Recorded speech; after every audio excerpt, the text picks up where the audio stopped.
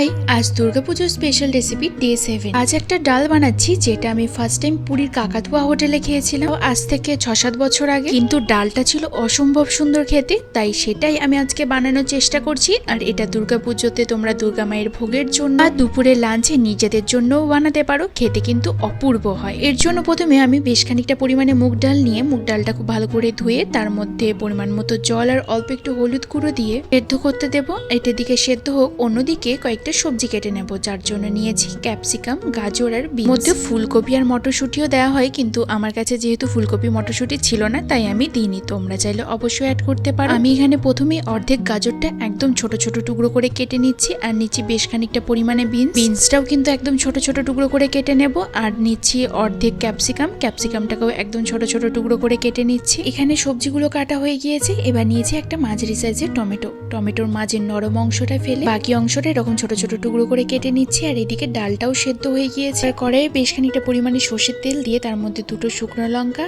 আর দুটো দারচিনি দিয়ে রাখা সবজিগুলোকে দিয়ে মিডিয়াম ফ্লেমে একটু ভেজে নেব। তবে এর মধ্যে কিন্তু আগে থেকে টমেটোটা দেবো না। সবজিটা একটু ভাজা হয়ে গেলে তারপর এর মধ্যে দিচ্ছি অল্প একটু থেতো করা আদা আর আগে থেকে কুচানো টমেটোটা। একটু নাড়াচাড়া করার পর এর মধ্যে দেবো হলুদ গুঁড়ো, ধনে গুঁড়ো, অল্প একটু জিরে গুঁড়ো, বেশ খানিকটা পরিমাণে কাশ্মীরি লাল লঙ্কার গুঁড়ো। এবার সবকিছু খুব ভালো করে একসাথে মিক্সড করে নিচ্ছি। মশলাটা সবজির সাথে খুব ভালো করে মিক্সড হয়ে গেলে মধ্যে দিয়ে দিচ্ছি বেশ খানিকটা পরিমাণে কাজু কিশমিশ। দেন খুব ভালো করে মিক্সড করে নিই। আর সবজিগুলো খুব ভালোভাবে সেদ্ধ হয়ে গেলে এবং মশলার কাঁচা গন্ধটা চলে গেলে আগে থেকে সেদ্ধ করে রাখা ডালটা দিয়ে দিলাম। দিচ্ছি বেশ খানিকটা পরিমাণে গরম জল। দেন সবকিছু খুব ভালো করে একসাথে মিক্সড করে নিই। তো এখানে সবকিছু খুব ভালো করে মিক্সড করা হয়ে গিয়েছে। আর এই ডালের মধ্যে যেহেতু পনির দেওয়া হয় তাই এর মধ্যে দিচ্ছি অল্প একটু পনিরটাকে একদম ছোট ছোট টুকরো করে কেটে নিচ্ছি। আর এই পনিরটা আগে থেকে ভাজারও দরকার নেই বা আগে থেকে নুন জলের মধ্যে দিয়ে রাখাও দরকার নেই। আর ডালের মধ্যে এবার দিয়ে দেবো স্বাদ মতো নুন আর স্বাদ মতো চিনি। এই ডালটা যেহেতু একটু বেশি মিষ্টি মিষ্টি হয় তাই একটু বেশি পরিমাণে চিনিটা দিয়েছি। এবার এই সবকিছু খুব ভালো করে মিক্সড করার পর আগে থেকে কেটে রাখা পনিরগুলোকে দিয়ে খুব ভালো করে মিক্সড করে নিচ্ছি এবং বেশ কিছুক্ষণের জন্য ফুটতে দেবো। ফুটতে ফুটতে ডালটা যখন একটু বেশি গাঢ় হয়ে আসবে গ্যাসের ফ্লেমটা অফ করে দেবো।